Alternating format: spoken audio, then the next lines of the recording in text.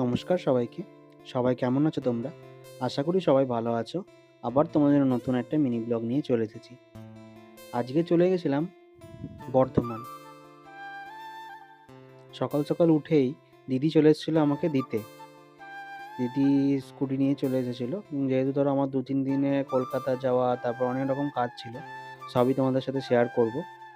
আর সেদিনকে মৌরাক্ষী ট্রেনটা প্রায় ৬টা ১৫ বা এরকম টাইম, ৬:৩০টার মধ্যে আসার টাইম, কিন্তু সে এসছে ৮টার সময়। মানে প্রায় কতক্ষণ লেট, মানে বুঝতেই পারছো কত লেট। আর এদিকে বিরক্ত লেগে গেল বসে থেকে থেকে, এত লেট। আর সকালে তাড়াতাড়ি উঠে রেডি হয়ে গেলাম। এবার যেহেতু ধরো ভাবছিলাম যে দেরি হয়ে যাবে, দেরি হয়ে যাবে, কিন্তু এত লেট হবে ভাবিনি। দেখছি অনেক লেট হয়ে গেল। তারপরে সেখান থেকে ধরো ট্রেনে চেপে গেলাম। ট্রেনে চেপে ট্রেনেও কিছু ছবি ভিডিও নিচ্ছিলাম, যেহেতু ক্যামেরা নিয়ে গেছিলাম সঙ্গে। তারপরে মা এদিকে রুটি বাঁধাকপির তরকারি করে দিয়েছিল, সেটাই আমি বর্ধমান স্টেশনে নেমে খেয়ে নিলাম।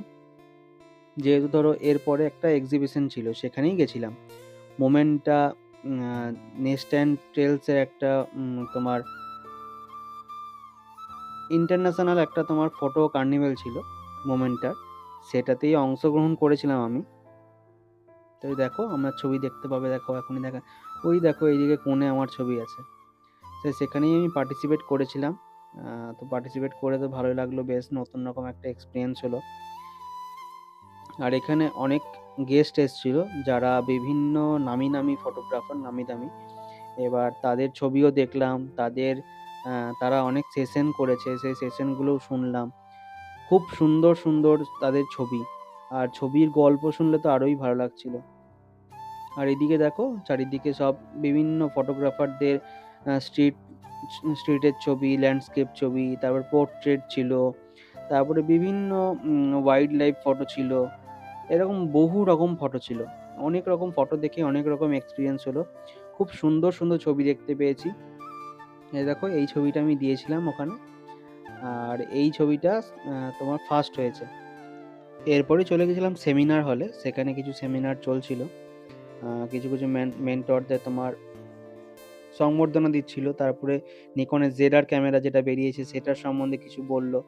তারপরে সার্টিফিকেট ডিস্ট্রিবিউশন হলো অনেকটাই পরে। তারপরে সেখান থেকে নিয়ে চলে গেলাম লোকাল ধরে হাওড়া। যেহেতু আমার বাড়ি যাওয়ার প্ল্যান ছিল না, আমার কলকাতাতে কিছু কাজ আছে, সেটা তোমরা পরের ভিডিও দেখতে পাবে। আর সেখানে যাওয়ার জন্যই আমি প্রথমে লোকাল ধরে চলে গেলাম হাওড়া। হাওড়া থেকে বাসে করে চলে গেলাম যাদবপুর। যাদবপুরে নেমেই আমার একটা ভাই আছে অনিকেত, ওর ফ্ল্যাটে চলে গেছিলাম। যাওয়ার পথে খাবার নিয়ে চলে গেছিলাম, তারপরে খেয়ে নিলাম। চলো বাই।